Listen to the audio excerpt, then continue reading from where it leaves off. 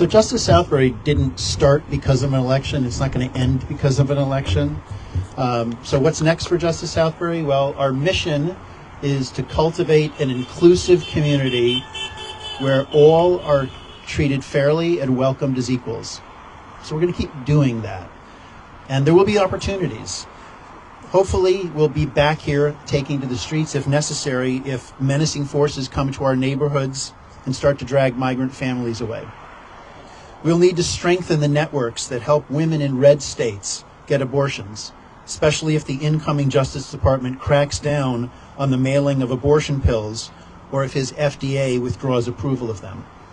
In state and local elections, we will want to know how candidates vow to protect us from the MAGA movement's threats to reshape our public health systems and our schools. Just this week, you might have seen the story. Wave of racist texts after election prompts FBI's scrutiny. A wave of racist text messages summoning black people to report for slavery showed up on phones across the United States, prompting the scrutiny of the FBI. The NAACP said that messages were received in 9 states, and attorneys general in at least 4 other states reported the same.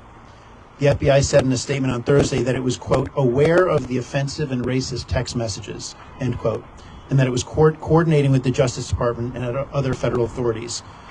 The text followed a pattern, addressing recipients by name, telling them they had been selected to, quote, pick cotton, end quote, on a plantation, and ordering them to show up at a specific time to be picked up by slave handlers. Some included a reference to the president-elect.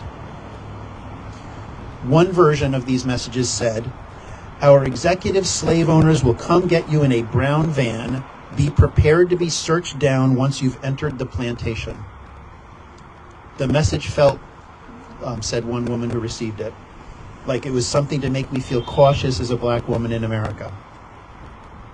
Now, we have to be careful. We don't know whether these were foreign misinformation efforts just to try to make people on the other side look bad, or whether it was a sincere message in communications from hate groups.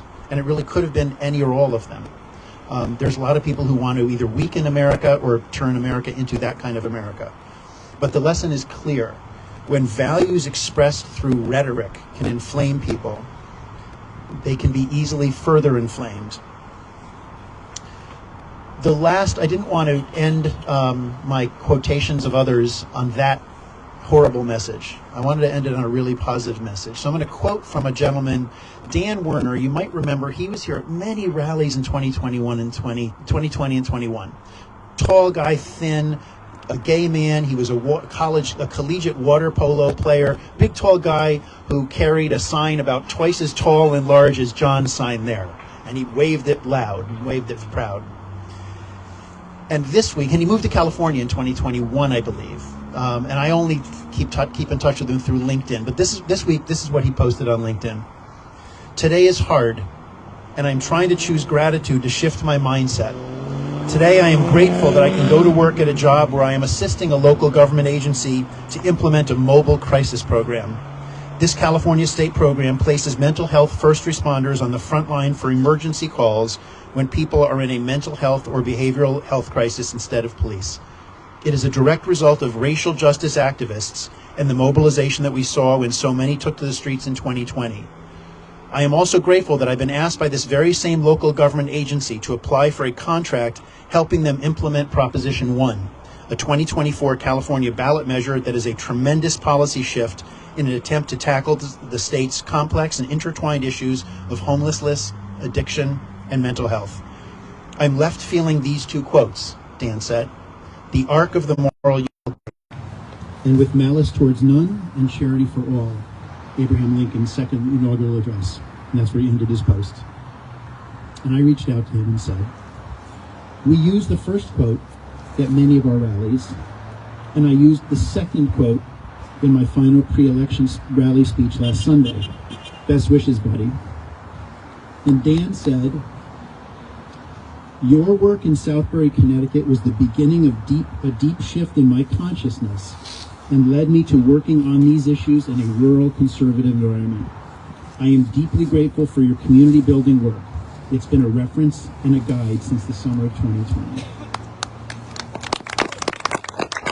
So along with those who have said to Justice Southbury over the years, you are the reason I feel safe raising a trans child in this community. You're the reason I feel safe raising a biracial child in this community.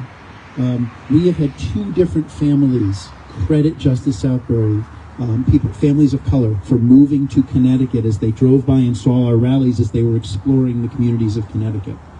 This week, 2 separate people reached out to me and said, right now we need Justice Southbury now more than ever. So,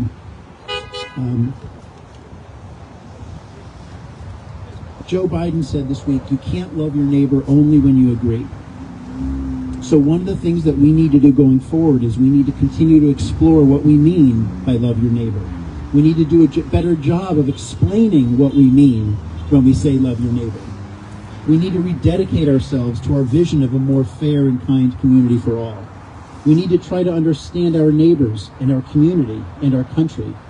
We need to avoid self-righteousness and arrogance. We need to listen and observe and learn with curiosity and humility. And we need to show up, and we need to push back, and we need to be active allies and vigorous voices. The memorial service that I attended yesterday ended, as they usually do, with the Korean, in Korean, I won't bother you with the Korean again, but what the pastor said, rest in peace.